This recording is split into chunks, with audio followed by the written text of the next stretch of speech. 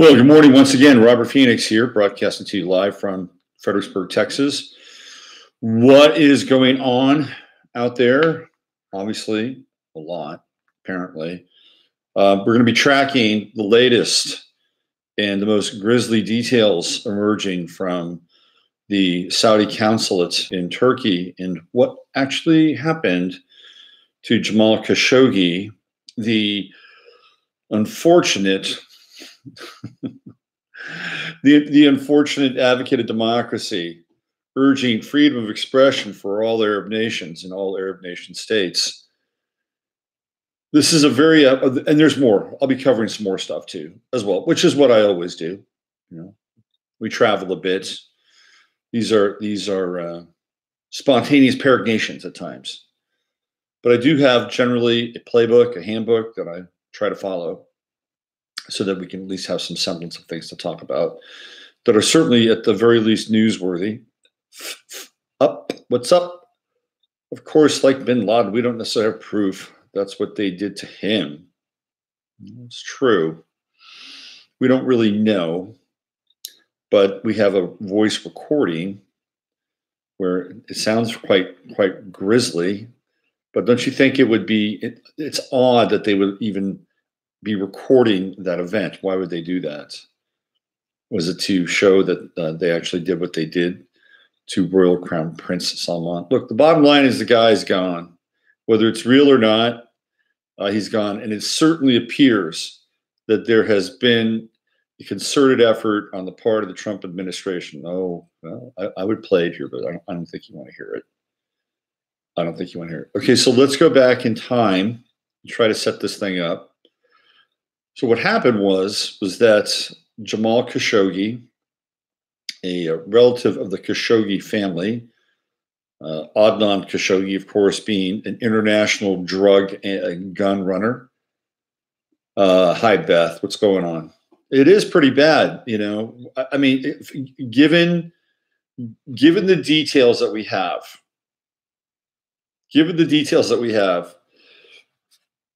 I mean, I think what we're seeing here, and this is what I've been talking about with Trump for quite a while, is that we're watching, in some ways, the most transparent government we've ever seen. Obama pledged transparency, and he was probably the most covert president I've ever witnessed. Obama rarely, like unless it was totally scripted, and he does teleprompters, he rarely was interacting and doing press conferences, and the whole thing with the White House chats from the Rose Garden, those are just stopped. Bush used to do them quite a bit, only because I think it gave Helen Thomas an opportunity to ask him a hardball. No, I mean they just don't do that anymore. Anyway, Trump is the most transparent. He's the head of the most transparent government we've ever seen. And for a number of reasons. I can count at least 5 on my hand right now. First of all, you can just tell that when there are so many defections inside of the government, when there are so many defections taking place, you know that something's quite not working right. Right? That's a very, very superficial level of transparency. Now, whether it's not working right because it's Trump or whether these people are holdovers from the previous administration comprising members of the deep state, that's to be debated or at least explored. That's right. Beth brings up a good point. All of our presidents were in bed with the Saudis, if only covertly. That's right. So now we're seeing this is what Trump is doing. He through intention and just through his art of the deal, his savage art of the deal, we're witnessing the barbarity. Good morning, Ani. We're witnessing the barbarity that's taking place in Saudi Arabia and the gangland style rule that the House of Saud has had over those people really since around the 1930s, when the British came in and helped them create in a very official manner the Kingdom of Saud, because the British were in on that whole thing. So we're seeing the barbarity in place. And Americans are starting to kind of get the picture, right? I mean, we're starting to see, wow, this is really brutal. But we're okay now. Adnan Khashoggi was writing for the Washington Post, which is Jeff Bezos' newspaper. Jeff Bezos hasn't said much, but clearly the Washington Post has been very aggressive towards Donald Trump, and at one point offered a huge sum of money during the primaries for somebody to come forward with evidence that Trump had done something unsavory, like they had a bounty on Trump. So I'm not sure Trump is feeling all that compassionate or empathetic towards a Washington Post employee, but this gets also into the wheelhouse of activism. Like, if it's really important that this quote unquote process of democracy is spread far and wide through the Middle East, then where are the so-called liberals? You know, where is their outrage? Where is their sense of moral, just moral outrage? Where is it? We're not seeing any of it, at least not right now, because they'd like to pick and choose. They're very selective about what they get pissed off about. And apparently this doesn't really fall into that category.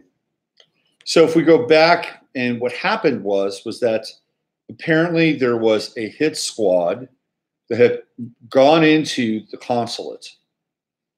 And this is in Turkey. I'm not sure why Kashoggi went into the consulate. Maybe he was trying to get some clarification on a story, a statement. He certainly wasn't there to find any kind of exile. Had he been looking for exile, he probably would have gone to a different consulate. Maybe he should have gone to the Venezuelan consulate in Turkey. And he could have had a twofer with him and Assange. Anyway, he goes into the Saudi consulate, and there is a hit team that's flown in. And the guy who is basically running the consulate says, you got to do this outside. You got to take care of this business outside. Supposedly because he needed the paper to get married. Okay, there you go. There's the reason. I've got a great chat room. Judy says that he was there to get a paper to get married. Okay. Taking care of business. I guess in some ways that, you know, one can say, well, that's a sign that you should avoid marriage at all costs.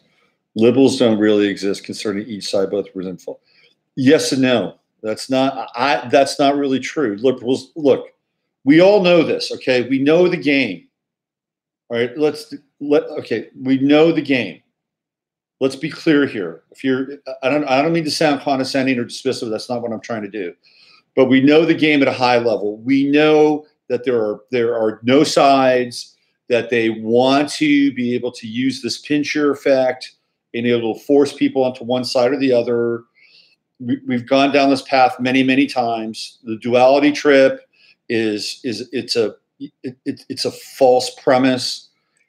And at the same time, there are useful fools and useful dupes who throw their energy into the game, and they have their own agenda, their own mindset. Whether they think it's their own agenda, their own mindset, that's wholly up for debate as well.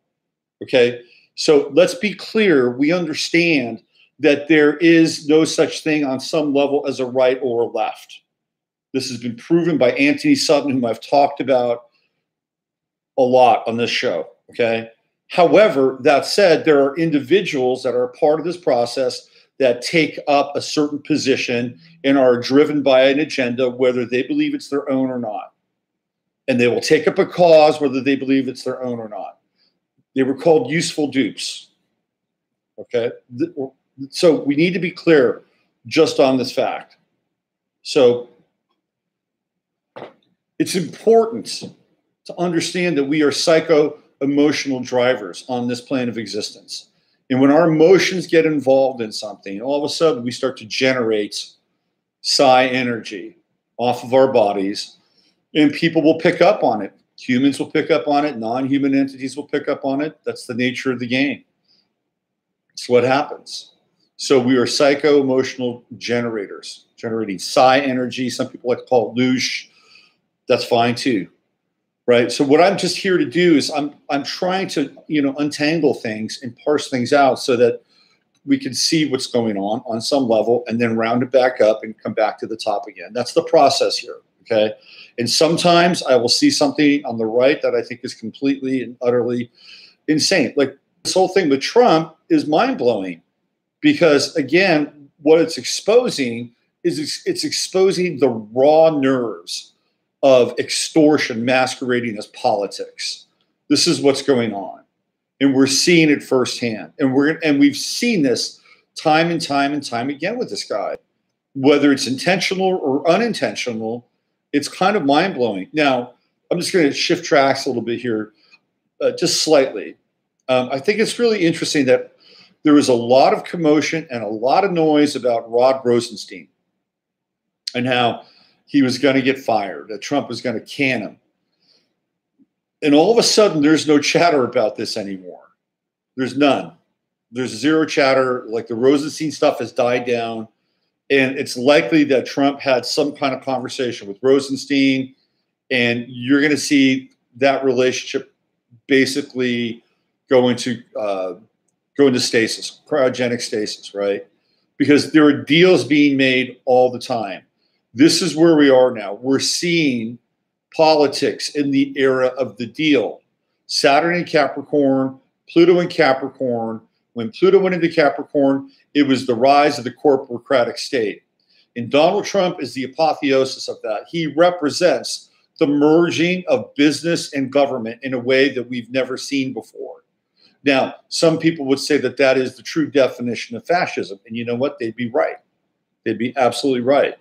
Because based on Mussolini's definition of fascism, that's exactly what it is. It's when the corporate state and the government merge to become one overarching titanic entity. So what we have with Trump is very, very different. Like, what did George Bush? Well, George Bush was a governor of Texas, and a pretty crappy one at that. He was also a businessman. He had his businesses handed to him, like the Texas Rangers. So he couldn't really be considered a businessman. Barack Obama was a monkey businessman, right? Okay, let me just be clear on this. When I say monkey business, like playing around, right? Playing around, smoking grass, doing stuff on the side for the CIA, monkey business. There's no other meaning behind that except for what I've shared. Let's be clear about that, okay? You go back to Bill Clinton. He wasn't a businessman. He wasn't even really a politician. He was the son of a Rockefeller, Winston Rockefeller. And apparently now, I was listening to Preston James the other night, that Hillary Clinton is the daughter of a Rothschild. That's what I've heard. I can't verify that. I can't completely, and don't ask Snopes because they won't tell you either. But anyway, Trump represents something very different in terms of his presence inside of the White House. He's a businessman. Whether he's a good businessman or a bad businessman, doesn't matter. The guy built hotels. He built casinos. He had a football team in the USFL. I mean, that's running a business. You have to have business acumen on some level in order to do it. So what we have with Trump is we have this figurehead who does represent Saturn in Capricorn and Pluto in Capricorn, which we saw in 2009, the rise of the corporocratic state, when everything went belly up and then the government started buying up businesses like AIG and Chrysler and all these other, new buys. It was a new era for the United States to be in as a government. We saw the United States get involved with Solyndra in California, the company that failed to the tune of billions of dollars. And that's a whole other, black hole where money just disappeared, just completely disappeared. And Dianne Feinstein has her fingerprints all over that one as well. So we're in a very interesting time because we're seeing now business and government. And when we get into those kinds of dynamics, we're looking at dynamics that aren't always pretty. Business isn't pretty. At a high level, you've got corporate espionage.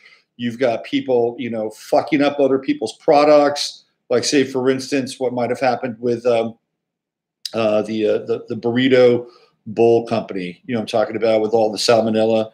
You know, there are some people that believe that that was some level of corporate espionage because they didn't want to go for the USDA standards or what was happening. They wanted to go organic Chipotle. You know, so business at a high level can be really dirty, right? Politics at a high level can be extremely dirty. And we're seeing that now. We saw it during the Kavanaugh hearing. Again, I'm not a huge Kavanaugh guy. He's no friend of freedom. But we saw these just absolutely horrendous tactics that were applied during that cycle when he was they were trying to get him in. Well, we're at it again now, and we're seeing this now coming from the social media side of things. So I'm going to read you a story. I don't know if you go to Breitbart, but the headline grabbed me, so I pulled it. I want to read this to you. And this is Facebook deletes veterans page without warning after taking $300,000 for ads. Okay, so here's a this is on Breitbart, and is there an author here? Lucas Nolan is the author, and this got posted 2 days ago. And here's a guy. He served in the war. He is a triple amputee. I'm looking at him right now. He's got one mechanical leg, maybe two mechanical legs. He's got a stump for a right arm.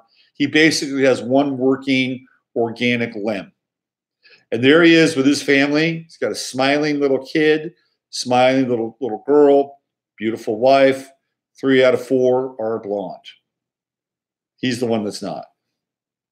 I'm going to read you this story, and this is where we get into, again, the dirty side of politics, which is really, again, kind of a gangland mentality, gangland psychology. And what we're seeing on Facebook are hits. What we're seeing on Twitter are hits. It's the same thing as if, you know, somebody showed up at an Italian restaurant in New York City in 1935 with a load of submachine guns and fired into the Italian restaurant just so they could take out 3 or 4 members of a rival gang. Although in this case, they don't have to use submachine guns. All they have to do is hit the delete button. So I'm going to read this to you. Facebook blacklisted the conservative news page run by disabled Air Force veteran Brian Colfage with no warning or explanation after he reportedly spent more than $300,000 on Facebook advertising. It's a lot of money. On his new website, which aims to put an end to social media censorship, Air Force veteran triple amputee Brian Colfage explains who he is and the challenges he's facing, stating, "I'm a veteran of the United States Air Force. I was severely wounded in combat on 9/11/2004 while serving in Iraq. I lost both my legs entirely and my right hand. I'm the most severely wounded airman to survive." So the guy's got mechanical legs from his hips down, and he lost his right arm. Okay, so he's coming back, and he's actually having a functional life. Colfage continued, "I'm not a conservative. I'm not a liberal. I'm an American with deep beliefs in what our country stands for." Okay, we could have a debate about what it stands for, but I get where he's coming from. "I prove this by vowing to protect and fighting for America's greatest tenet, the corporations." No, he didn't say that. He says free speech. I get it. Beautiful, beautiful, beautiful. Ultimately, that's not who you fought for. I'm sorry. Sorry you lost those limbs. It's not who you fought for, but I get it. Free speech. You're using this as a platform now. All right. Many Americans have fought for these political freedoms, freedom of speech, and every American has enjoyed those freedoms until today. Well, not every American has enjoyed those freedoms until today. There have been people that, like Alex Jones, he got shut down before you. So let's not, he's trying to memorialize and bring some attention to October 11th. And he says, Facebook shut down thousands of Facebook accounts for their political opinions, stating that they don't have a legitimate political argument. And then in capital letters, stop social media censorship. Now, well, he's right. They did do that. And it's like a gangland style hit. Again, we're seeing this. It's all coming up. It's all being exposed. This is a time of reckoning. This is a time of this is where the scales are being balanced on a spiritual level. We're seeing things we've never seen before. It is so obvious and transparent. Talk about hidden in plain sight. I'm going to keep going here. Kolfage was the administrator of a number of Facebook pages, notably the page's right-wing news, but of course he's not a conservative. Okay, we get it. And military-grade coffee. The military-grade coffee is his business, both of which were deleted recently as Facebook attempts to crack down what it considers misinformation on the platform. Right-wing news had more than 3 million followers at the time of its blacklisting by Facebook. You see, this gets back. Okay, I want to... Joe Schmo brought up an interesting point that there is no left, that there is no right. Okay, we sort of got into that and then dissected that a little bit.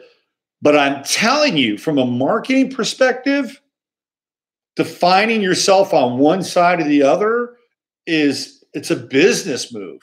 And I'm sure this guy has very, very legitimate, valid, emotional connections, philosophical, moral connections to what he believes in as an American. But if you are like right-wing news, you're going to get 3 million followers. If you are clearly defined in one of those camps, you're going to pick people up that are identifying with those camps. When you don't identify with them, you kind of sit in this weird gray area where people try to figure out what the hell you do, which is kind of where you people are right now hanging out with me in the chat room, because you don't identify with either. But what we're here to do is we're here to uncover the truth to the best of our ability. Kolfage was the administrator. Remember, okay, we got that. In another Facebook post, Kolfage stated, Facebook lied. They shut down my page because it was conservative, powerful. But this is weird. I'm not a conservative. He says I'm not a conservative. But then he says his page is, I guess, this is disassociative. I'm sorry. Well, I'm not a conservative, but my page is conservative. Okay. All right. Well, I'm not a Satanist, but my page is about worshiping Satan. It's just marketing. I'm just trying to get all the Satan clicks. Let me continue here. It's just fun. A little funny. I'm sorry. It's a little funny. I think it's funny. We have major support, majors capitalized, flowing in all the way from the top of the Trump administration. Get ready, exclamation mark. Kolfage later said, I'm not a conservative, I'm not a liberal, I'm an American. Okay, we saw that. We said that already. All right. I proved this by fighting for America, knowing I may not return home. You didn't fight for America. You fought for a corporation. I'm sorry. I'm sorry for the loss of your limbs. But you have an extremely lucrative coffee company where you can spend $300,000 on advertising. You have a wonderful looking family there. So unlike some veterans who have really suffered, you apparently have a great deal of heart, courage, and will, and I tip my cap to you. Totally. But you didn't fight for Americans. You fought for a corporation. And you fought for corporate rights. You fought for resources. I'm sorry. This is trying to, call it as I see it. That's the way it is. Okay, here we go. Knowing I may not return home, my life was spared, but I paid for freedom with one arm and both legs. I've given limbs. I've stared death in the face firsthand. I've seen my legs blown to pieces and lost friends. Losing my limbs meant completely little to me because I gave it fighting for what I believed in. I believed America was the greatest country because we had freedom, and I've seen what oppression looks like. Now that's probably true. That's probably true, because he's probably been to one of two places, right? He's either been to Afghanistan or he's been to Iraq, maybe Syria. Syria is not oppressive, although some people may say that Assad might be a bit oppressive, possibly, but not like the Saudi oppressive.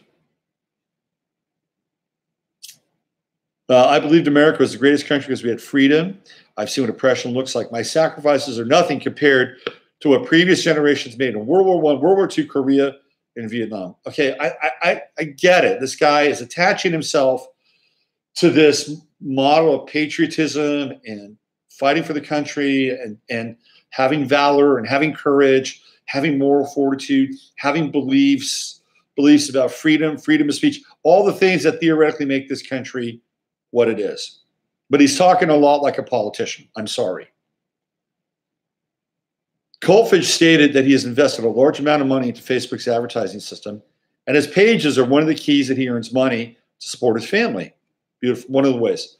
My income as a father and husband is threatened. That is true.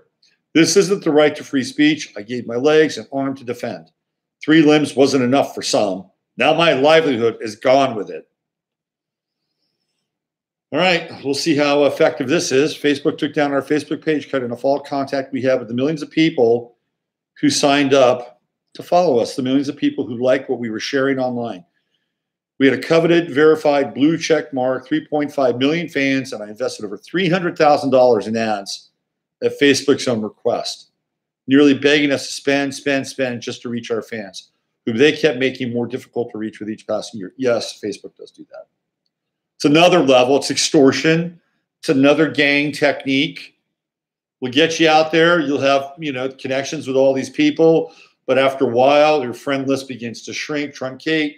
You see basically the same 25 or 30 people. Even if you have 2,100 people like I do, it's always the same 25 or 30 people. So if you want to get some reach, you got to buy an ad. That's the game. Oh, you really want to get out there? Well, you got to buy an ad. You think this is free?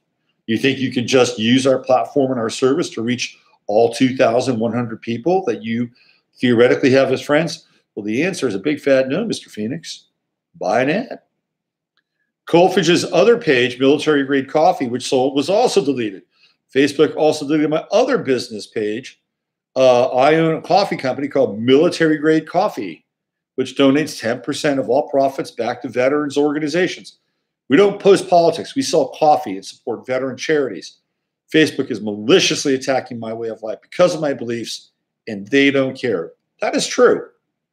The New York Times even stated that Facebook made this calculated move to silence thousands of voices and millions of forwarded messages because of the upcoming midterm elections. Bingo. That's exactly what they did. And at some point, Facebook, and I'm going to go on record here, at some point, Facebook is going to have some real issues, and the life support of Facebook is going to be it's going to be trained, because Facebook owns Instagram, and young people do not use Facebook. You don't use Facebook. They don't use Facebook. If you have kids, ask them if they use Facebook. They don't. They use Instagram. And this is a business, and of course, it's a business in bed with the CIA and the NSA. So they'll always get funded. They'll always get some money because the NSA loves grabbing all that information from people. Are you kidding me? It's a hotbed. It's just like you're just walking right into their nest. Here, find out all about me. So they'll always have some kind of backing or financial support, but at some point it's going to go, like, probably Facebook and Instagram are right about here, but at some point it's going to go like this. Instagram will continue to grow, and Facebook will continue to descend into a platform. While it will still be funded, will ultimately be a lot more meaningless than it is today. And I would say on the outside 5 years. I think if I'm not mistaken, I could be wrong, but I believe that the number of people who were on Facebook and who have died now outnumber the people who are on Facebook. It's a fact. I can't support it. I just heard. It's a fact I heard. It's not a fact. It's a fact that I heard. I cannot support it. I'm just sharing it with you. But Kolfage has no plans to quietly allow Facebook to delete the pages and work he has invested thousands of hours into. If I have to roll into their headquarters and sit there with people in the media, I will, said Kolfage. I will be there exposing everything they've done to me and my family and our employees. We're going to take legal action if we don't get our pages back. It's just going to turn into a sloppy mess for them.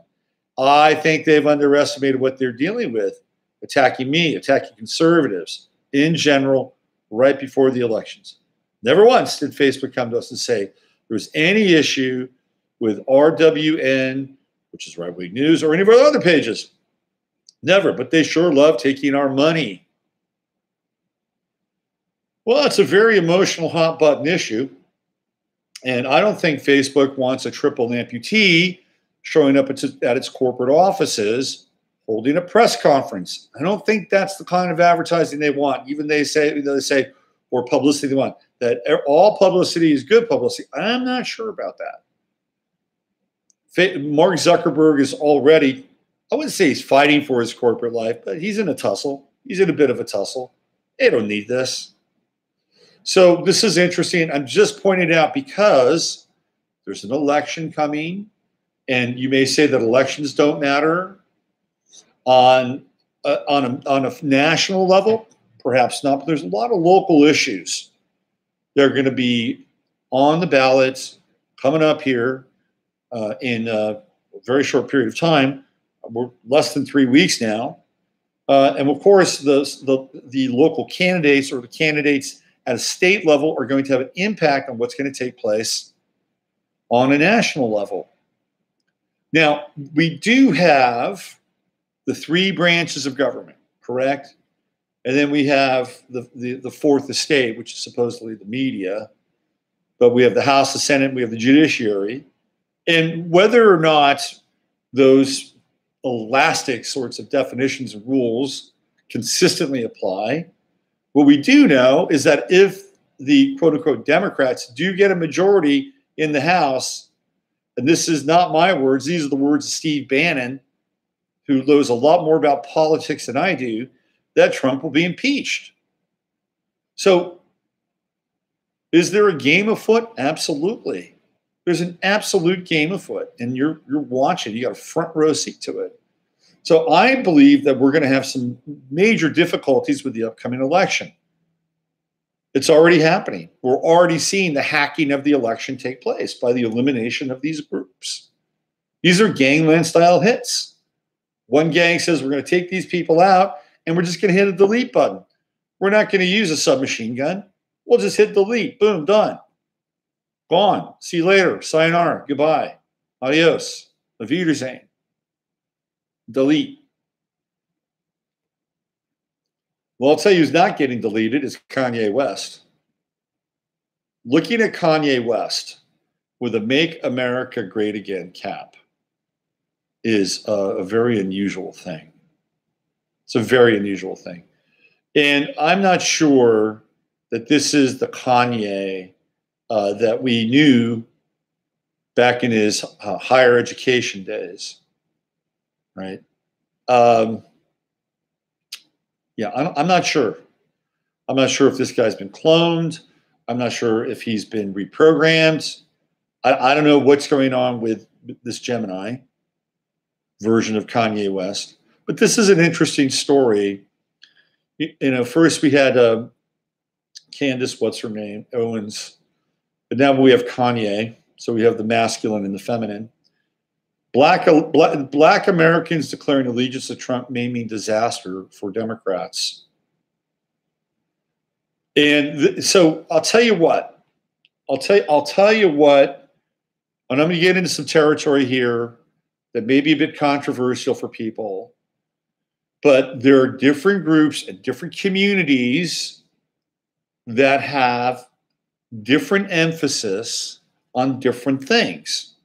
And one of the things through my 58 years on this planet, specifically watching sports, professional sports, and watching professional athletes, the majority of whom in the NBA and the NFL are Black Americans, one can see that there is a great deal of emphasis placed on money, success, and power.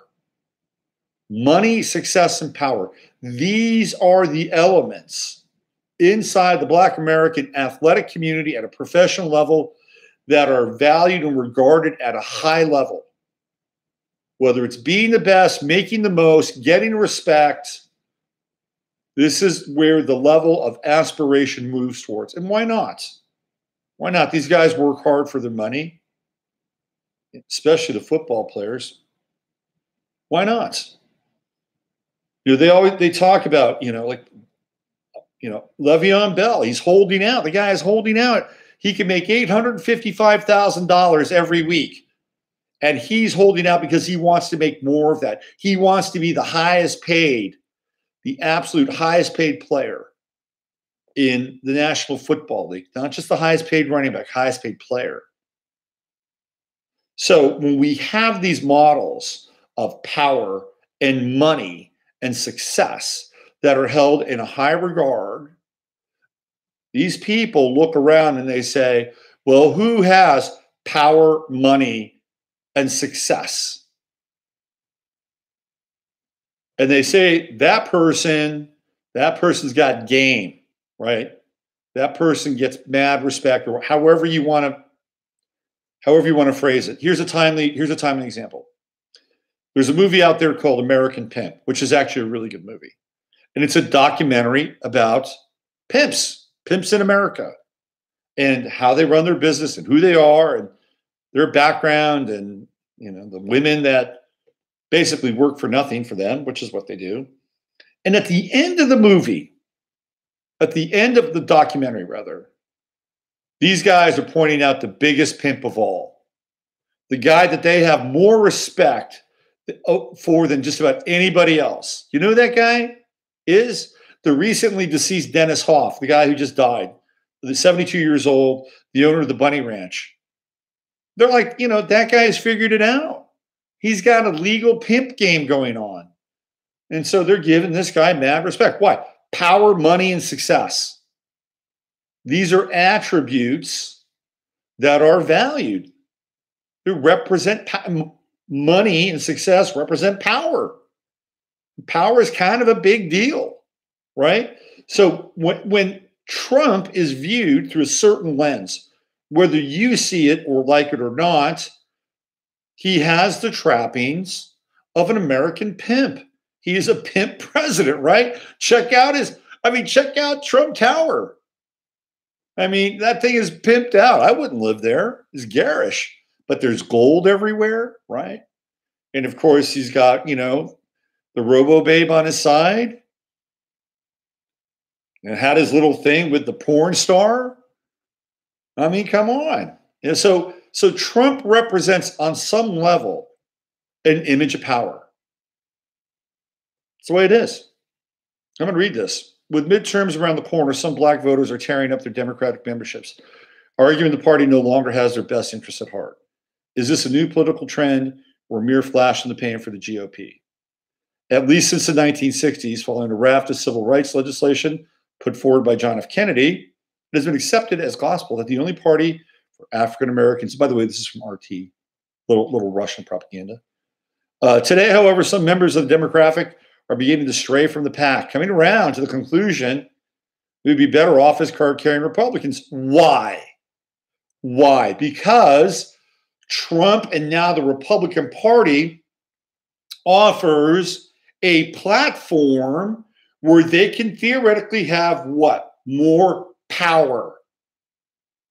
More power. Not power as a victim, which is what the left will offer up, but power in terms of earning, power in terms of somebody who theoretically represents getting to the top of their game, even though Trump's career, real estate, Trump University is, you know, got enough holes to be, you know, a slice of Swiss cheese on a sandwich. But nonetheless, the latest phase of this political awakening, as it were, occurred last week as the singer Kanye West, he's a singer now.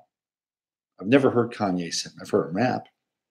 Committed a heresy, at least as far as the liberals were concerned, far worse than mocking Taylor Swift during a music awards ceremony. Not only did the star musician meet with Donald Trump in the Oval Office for a highly publicized meeting of the egos, Kanye rallied against the Democratic Party, blaming it for many of the travails now besetting African Americans.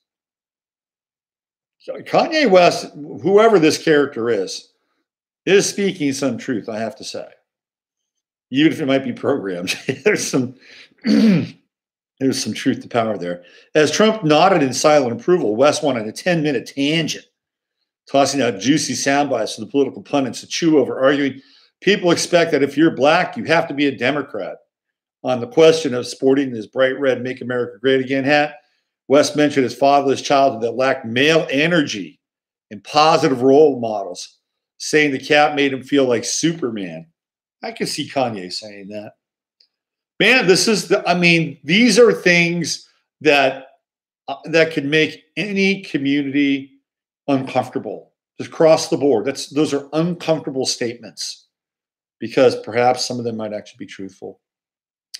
This is his blue check verified YouTube account. I'm sorry, Twitter account. Yee, short for Yeezus. You don't have to agree with Trump, but the mob can't make me not love him. We are both dragon energy. He is my brother. I love everyone. I don't agree with everything anyone does. That's what makes us individuals, and we have the right to independent thought. One of the best tweets of all time. I'm not sure about the dragon energy thing, although maybe, I mean, I get where they're coming from, right? This like, maybe it's the cult of the serpent. Maybe that's what he's talking about. He is my brother. Is he a brother in his lodge, or is he a metaphorical brother? Then he says, I love everyone. I don't agree with everything anyone does. That's what makes us individuals. And we have the right to independent thought. God bless him. Whoever, who knows? Maybe this was a Kris Kardashian tweet. I don't know. I'm going to think it's a Kanye tweet, and that Kanye might actually be Kanye. It might not be a double or a clone or reprogrammed, but just those sentences. How can you not disagree with those sentences? I don't agree with everything anyone does. That's true. People listen to the show, they may not agree with everything I say. That's what makes us individuals. And we have the right to independent thought. It's true. And if you cannot handle that, you cannot stomach that, and you find those sentences repulsive or uncomfortable, you need to check yourself. You need to check yourself, because if you're triggered by that, then you are way more. That's what I'm looking for. You're way more in bondage than you can even begin to understand. Okay. A bigger trigger could not be found in all of America, not even in a Clint Eastwood film. In other words, Democrats went ballistic. After all, they know what is at stake here. This is what Jeff Bennett said. Kanye West's comments today about African Americans and welfare were as objectively false as they were dangerous, perpetuating stereotypes that position low-income blacks as the face of America's welfare system. A tiny sampling of the massive outpouring of visceral hate Kanye endured can be summarized in a single remark by Michael Dyson, an African-American academic who appeared on MSNBC, accusing West of committing, wait for it, white supremacy via ventriloquism. A black mouth is moving, argued Dyson, but white racist ideas are flowing from Kanye West's mouth. So even when a black man, so-called black man, articulates profound ideas of his own, he gets accused, this time by another so-called black man, no less, being a puppet of some so-called white people and their racist ideas. To me, that sounds like Mr. Dyson doesn't have a whole lot of respect for the cognitive abilities of his own race, especially when not a word Kanye uttered in the Oval Office carried racist overtones. I mean, this is really one of the greatest shell games in modern media. There's really no indication at all that Trump is a racist. Now, Omarosa says she's got some tape recordings where he, uses the N-word. Well, I haven't heard those yet. So here's Candace Owens.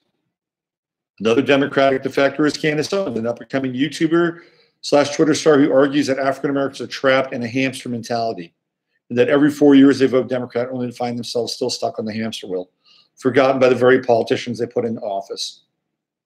So the question, after 8 years of Barack Obama, is Black America any better off? I would say the answer patently is no, absolutely not. And clearly there are numbers that do back that there are more Black Americans, so-called Black Americans, working today than there were under the Obama administration. Those are statistics. You can't, I mean, theoretically, I guess we could argue statistics. Sometimes they can be fudged. It happens. Poll numbers can be fudged. It happens. But that's what we have to go on. This is really, I think this is great, to be honest with you. It's not because they're becoming Republicans, but it represents people unhooking themselves from essentially generational outlook, generational mentality. This is really liberating, very liberating, because if we could all stare down, kind of where our bias is and what we inherited, and we do it because, well, my parents did it and this is what they believed in, or this is what my group believes in, this is what my culture believes in. And if you can move away from that, to really move away from that and experience a very potent form of independent thought and independent thinking, this is the most powerful thing that we can do. Powerful. And the urge to remain tied to one's roots and tribe and community, I get it. And those things can be very powerful and very important. And I'm clearly advocating that those ties be honored. But when it comes to making decisions about mindsets and thinking in general, then I think we're at a turning point. And this is what Trump has brought to the table. And I said this from before the election took place. I said that it is not about Trump. It is about the energy, and it is about the breakdown and the shattering of form and the deconstruction. That this is going to be the greatest gift that this president is going to give us, and it will live beyond who he is, who is absolutely and utterly a flawed human, a deeply flawed human who might have a very sordid past. But in lieu of what we're seeing with everything on the planet, what president doesn't have a sordid past? Question mark. We could just go right down the line. We'd have to probably go back to Calvin Coolidge to find somebody who was tighty-whitey.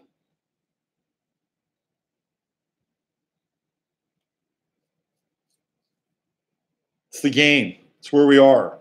It's an energy game. And the energy game right now is about the destruction and shattering of form and thought forms.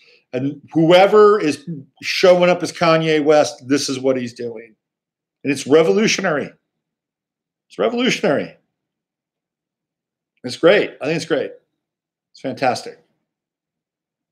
Now, do we have to link ourselves to the Republican Party? Do we have to bow down to Mitch McConnell and Lindsey Graham and all those characters? The answer for me is absolutely not. Absolutely not.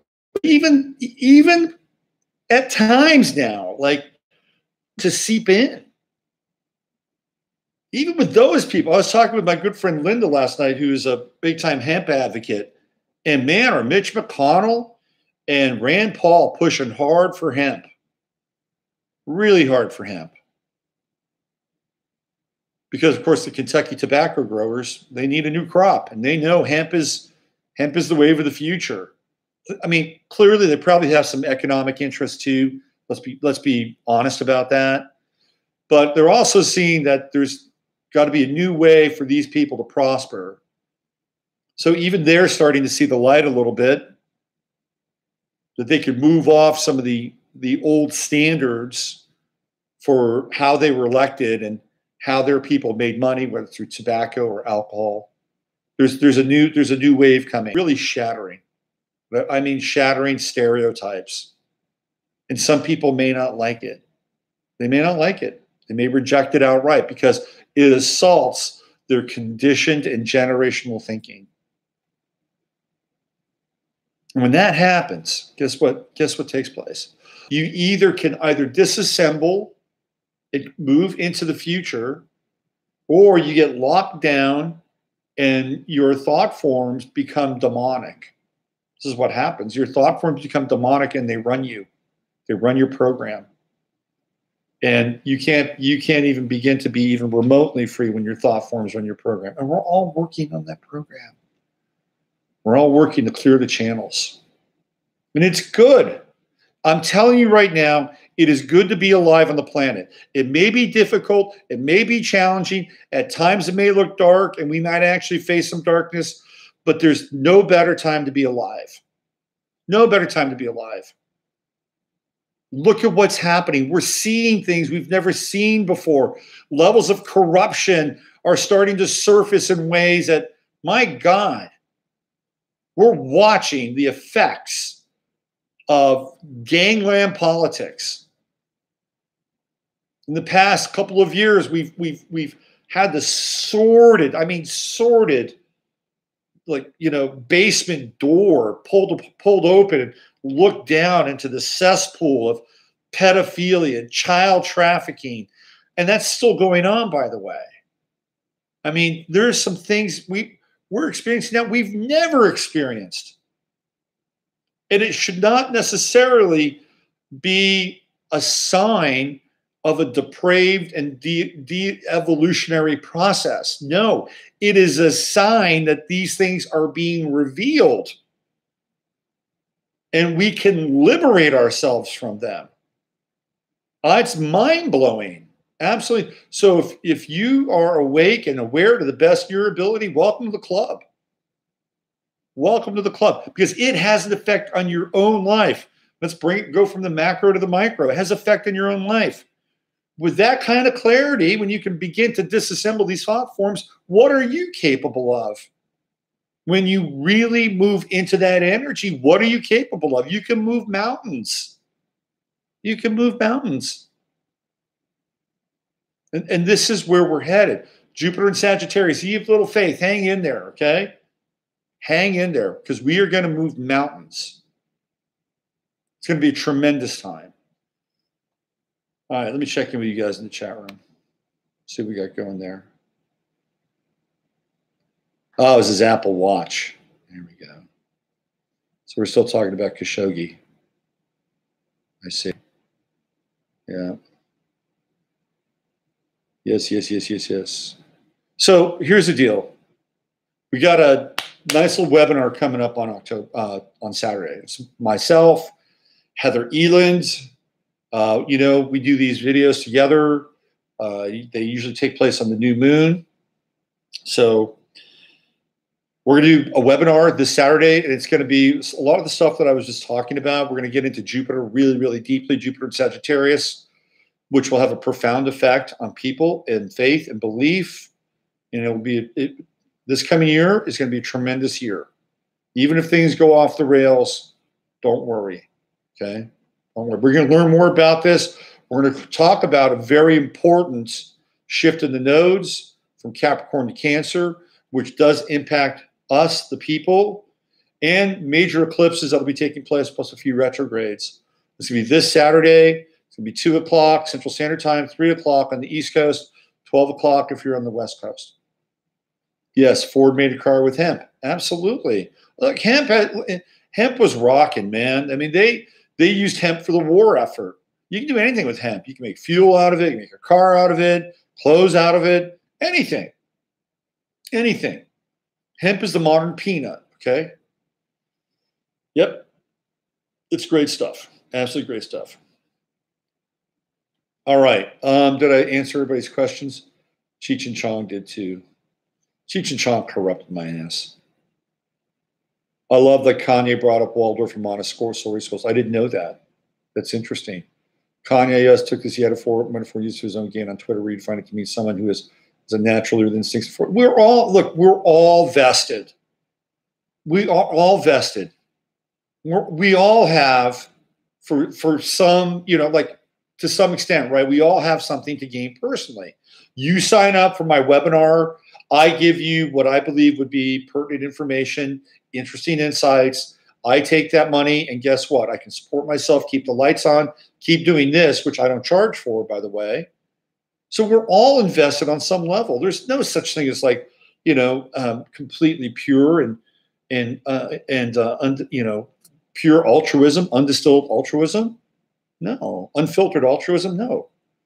So he does it. So, you know, this is what happens. You know, you show me somebody who doesn't do something like that, and I'll show you somebody who's probably living in, you know, a monastery somewhere, because that's where they probably need to be. And it depends on the amount of self-interest that's involved. If it's totally egregious, you know, people will figure it out and they'll walk away. They'll see it. Anyway, I might start the Patreon thing. If I do start Patreon, I go back and forth with it. part of me likes to just do this for free, and hopefully you guys will support me. I don't often ask for it, but if you ever do, that'd be great. If I do Patreon, it'd be a bit of a different model. I think probably what you'll get is me, and what you'll get with Patreon will be interviews. So that would probably be the model if I do it. And I'm still thinking about it for now. Anyway. Hey, listen, thanks for chiming in. It's always great to have you here on a morning, 9 o'clock Central Standard Time. Use your head to discern what's real, your heart to stay open what's possible. I'm Robert Phoenix. If you want to, go to my Facebook page and you can check out how to sign up for the webinar. I think we're going to be going for about 3 hours on Saturday. So it's worth it. Trust me. We're going to have 3 hours of material content. All right. Thank you. Have a great day. And I'll see you guys tomorrow for the forecast. Take care.